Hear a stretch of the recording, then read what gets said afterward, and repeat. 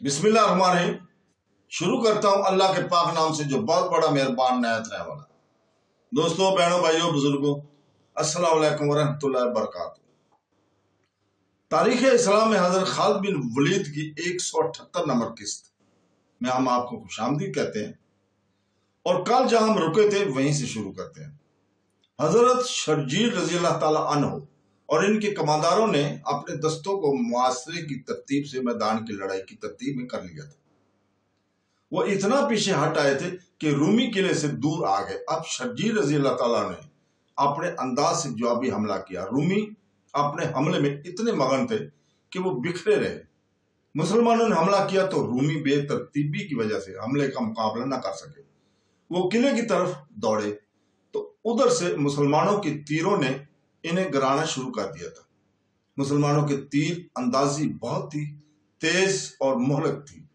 रूमियों का लड़ने का जज्बा पहले ही टूटा हुआ था, अब जज्बा बिल्कुल ही खत्म हो गया। रूमियों का जानी नुकसान इतना ज्यादा था जिसे वो बर्दाश्त नहीं कर सकते थे। आखिर उन्होंने हथियार डाल दिए और हजरत शर्जील रज़ी अल्लाह ताला की शर्तें मानने पर आमादगी ज़ाहिर कर दी। उन्होंने जजिया और कुछ महसूलात की अदायगी करने की शर्त भी कबूल कर ली और किला मुसलमानों के हवाले कर दिया। फरवरी 653 ईस्वी जुल्हज 13 हिजरी की आखिरी हफ्ते में बेसान मुकम्मल तौर पर मुसलमानों के कब्जे में आ गया था। इस वक्त हजरत अबू अबैदा रजी अल्लाह ताला अन्हु और हजरत खालिद बिन वलीद रजी अल्लाह ताला फाल के शुमाली इलाके में पेशकदमी कर रहे थे। इंतकाइया के बड़े गरजे का घंटा बज रहा था। ये बहुत बड़ा घंटा था, इसकी आवाज सारे शहर में सुनाई देती थी। नूर के तड़के की खामोशी में इसकी डन डना डन और ज्यादा ऊंची सुनाई दे रही थी। ये सन 635 14 हिजरी की मार्च का महीना था। गिरजे का घंटा तो बजा ही करता था और लोग इसकी आवाज में तकद्दस महसूस करते थे। इन पर ऐसा असर तारी हो जाता था जो इनकी रूह को सरशार कर दिया करता था। मगर मार्च 635 की एक सुबह इस घंटे की मुतरन्नम आवाज में कुछ और ही तासर था। इस तासर में मायूसी भी थी और खौफ भी। इस घंटे की आवाजें शहंशाह हरकल के महल में भी सुनाई दे रही थी। हरकल सोने की कोशिश कर रहा था। ये तो जागने का वक्त था, लेकिन वो सारी रात नहीं सोया था। माज की खबरें इसे सोने ही नहीं देती थी। इसने मुसलमानों की पेशकदमी को रोकने और इन्हें हमेशा के लिए खत्म करने के जो मंसूबे बनाए थे वो बेकार साबित हो रहे थे। मुसलमान बढ़ते ही चले आ रहे थे। हरकल रातों को जागता और नए नए मंसूबे बनाया करता था, लेकिन इसका हर इरादा और हर मुकम्मल मंसूबा मुसलमानों के घोड़ों के सुमो तले रौंदा जाता था। एक नहायत हसीन और जवान औरत इसके कमरे में आई। वो इसकी नई बीवी जरान थी। शहंशाह आज रात भी नहीं सोए। जरान ने कहा, क्यों नहीं आप इन सलार और सिपाहियों को सबके सामने तय तय कर देते जो शिकस्त खाकर वापस आते हैं। वो अपनी जानें बचाकर भाग आते हैं और दूसरे सिपाहियों में बदली फैलाते हैं। शहंशाह हरकल पलंग पर लेटा हुआ था। जरान इसके पास बैठ गई। हरकल उठ खड़ा हुआ और कमरे में टहलने लगा। जरान, इसने रुक कर कहा, वो मुसलमानों के हाथों कत्ल हो रहे हैं। तुम कहती हो कि बचकर आने वालों को मैं कत्ल कर दूं? मैं इनका खुदा नहीं। यही है जिन्होंने फारसियों को हमारे कदमों में बिठा दिया था। फारसी ऐसे कमजोर तो नहीं थे, हमारी टक्कर की कौम है। मुसलमानों ने इन्हें भी हर मैदान में शिकस्त दी है। अब वो हमें भी शिकस्त देते चले आ रहे हैं। मैं मुसलमानों की कदर करता हूं। अगर हमारे सलारों ने हथियार डाले हैं तो इसका मतलब ये नहीं कि वो कमजोर हैं, बल्कि मुसलमान ज्यादा ताकतवर हैं। इनके सलारों में अकल ज्यादा है। तो क्या शहंशाह मायूस हो गए हैं? ज़हरान ने पूछा। नहीं, अकल ने कहा, ये मायूसी नहीं, एक जंगजू की तारीफ कर रहा है। मुसलमान ओछे दुश्मन नहीं। अगर वो मुझसे हथियार डलवाएंगे तो तुम मेरे पास ही रहोगी, वो तुम्हें मुझसे नहीं छीनेंगे। जरान इसका दिल बहलाने आई थी। इसके पीछे कच्चे तने एहसाब को सलाने आई थी। वो हर कल को चहेती बीवी थी। वो हर कल को बहलाना चाहती थी, लेकिन हर कल ने इसे ज्यादा तवज्जो ना दी। गिरजे का घंटा बज रहा था। लोग गिरजे को जा रहे थे। जरान ने कहा, सब आपकी फतह के लिए दुआएं करें। हरकल ने जरान को टंकियों से देखा, टेढ़ी आंखों से देखा, जैसे इस औरत ने इस पर तंज किया हो। हरकल ने जरान की बात को भोंडा सा मजाक समझकर नजरअंदाज कर दिया। सिर्फ दुआएं शिकस्त को फतह में नहीं बदल सकती जरान, हरकल ने कहा। جاؤ مجھے کچھ سوچنے دو، ابھی مجھے تمہاری ضرورت نہیں ہے۔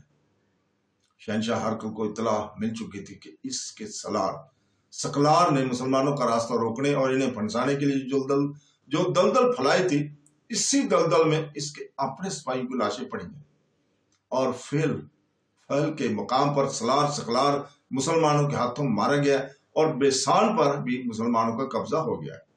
ہرقل کا یہ منصوبہ تباہ ہو چکا تھا کہ دمشق پر حملہ نہیں کرے گا اور نہ اس کا محاصرہ کرے گا، بلکہ اپنی فوج کو دمشق سے دور رکھ کر دمشق کو جانے والے راستے بند کر دیے گا، پھر مسلمانوں کو بکھیر کر لڑائے گا۔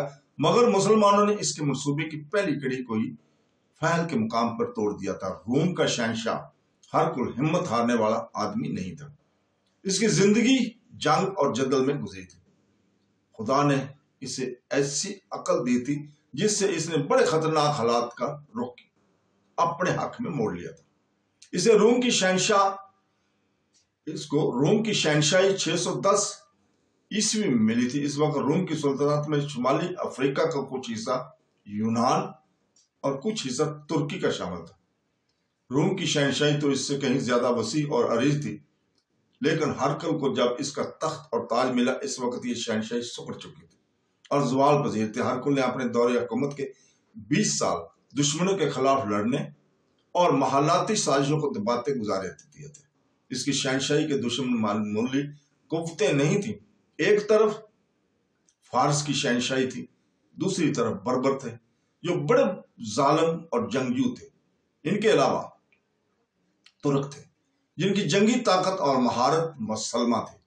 ہرقل کی غیر معمولی انتظامی فہم و فراست اور عسکری قیادت کی مہارت تھی، اور اس نے تینوں دشمنوں کو شکست دے کر روم کی شہنشاہی کو شام اور فلسطین تک پھیلا دیا اور مستحکم کیا تھا۔ اتنے طاقتور دشمنوں کے خلاف متواتر مار کے آراہ رہنے سے ہرقل کی فوج تجربہ کار اور منظم ہو گئی تھی۔ منظم بھی ایسی کہ پسپا ہوتے وقت بھی تنظیم کو برقرار رکھتی تھی۔ ہرقل کی فوج میں صرف رومی ہی نہیں تھے، کئی اور اقوام کے لوگ اس میں شامل تھے۔ شام اور فلسطین کے عیسائی بھی تھے۔ ان عیسائیوں پر اسے کلی طور پر بھروسہ نہیں تھا۔ ان کے متعلق ہرقل کی رائے یہ تھی کہ یہ لوگ مغالے غنیمت کے لیے لڑتے ہیں، اور جہاں دشمن کا دباؤ زیادہ ہو جاتا ہے یہ بھاگ اٹھتے ہیں۔ مسلمانوں کو عرب بدو کہا کرتے تھے۔ اس نے مسلمانوں کو لٹیرے بھی کہا تھا، لیکن اس نے جلدی تسلیم کر لیا تھا کہ اب اس کا مقابلہ ایک ایسے دشمن کے ساتھ ہے جو اس سے زیادہ عسکری فہم و فراست کا مالک ہے، اور اس کے سامنے ایک مقصد ہے۔ ہرقل مسلمانوں کے مقصد کو قبول نہیں کر سکتا تھا۔ یہ مذہب کا معاملہ تھا، لیکن وہ جان گیا تھا کہ مسلمان زمین کی خاطر اور اپنی شہنشاہی کے قیام اور وسعت کی خاطر گھروں سے نہیں نکلے، بلکہ وہ ایک عقیدے پر اپنی جانیں قربان کر رہے ہیں۔ میں اپنی فوج میں وہ جذبہ پیدا نہیں کر سکتا جو مسلمانوں میں۔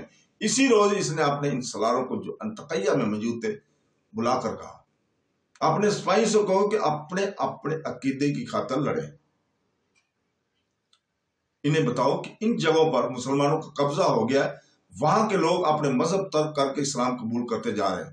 انہیں کہو کہ کچھ اور نہیں تو اپنے ذاتی وقار کی خاطر لڑو، اپنی جوان بہنوں اور بیٹیوں کو مسلمانوں سے بچانے کے لیے لڑو۔ اس نے اپنے سالاروں کو محاذ کی تازہ ترین صورتحال سے آگاہ کیا۔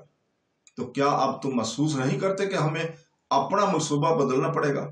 اس نے اپنے سالاروں سے پوچھا۔ ہمیں مسلمانوں پر زیادہ سے زیادہ طاقت سے حملہ کرنا چاہیے۔ ایک سالار نے کہا، وہ تو میں کرنا ہی چاہتا ہوں۔ ہرقل نے کہا، میں اتنی زیادہ اور ہر لحاظ سے اتنی طاقتور فوج تیار کر رہا ہوں جسے دیکھ کر پہاڑ بھی کانپیں گے۔ ہم جو علاقے کھو چکے ہیں ان کا ہمیں غم نہیں ہونا چاہیے، یہ سب واپس آ جائیں گے۔ میں تم سے کسی کے چہرے پر مایوسی نہیں دیکھنا چاہتا۔ میں نے 20 سال مسلسل لڑ کر سلطنت روم کی عظمت کو بحال کیا تھا، اب بھی کر لوں گا، لیکن تم مسلمانوں سے معروب ہو گئے تو میری ناکامی یقینی ہے۔ سالاروں نے باری باری سے جو شیل الفاظ میں یقین دلایا کہ وہ اپنی جانیں قربان کر دیں گے۔ جوش باتوں میں نہیں، میدان جنگ میں دکھایا جاتا ہے۔ ہرقل نے کہا، یہ میں جانتا ہوں کہ تم جانیں قربان کر دو گے، لیکن تاریخ یہ دیکھے گی کہ تمہاری جانیں کس کام آئیں، اور تم دشمن کو مار کر مرے تھے یا لڑائی میں مارے جانے والے سپاہیوں کی طرح صرف مارے گئے تھے۔ اب سنو ہمیں کیا کرنا ہے۔ میں نے دمشق پر حملہ نہیں کرنا تھا، لیکن اب ہمیں دمشق کو محاصرے میں لے کر اس شہر پر قبضہ کرنا ہے۔ وہاں سے جو اطلاعیں آئی ہیں ان سے پتہ چلا کہ دمشق کا دفاع کمزور ہے، مسلمانوں کی نفری بہت تھوڑی ہے۔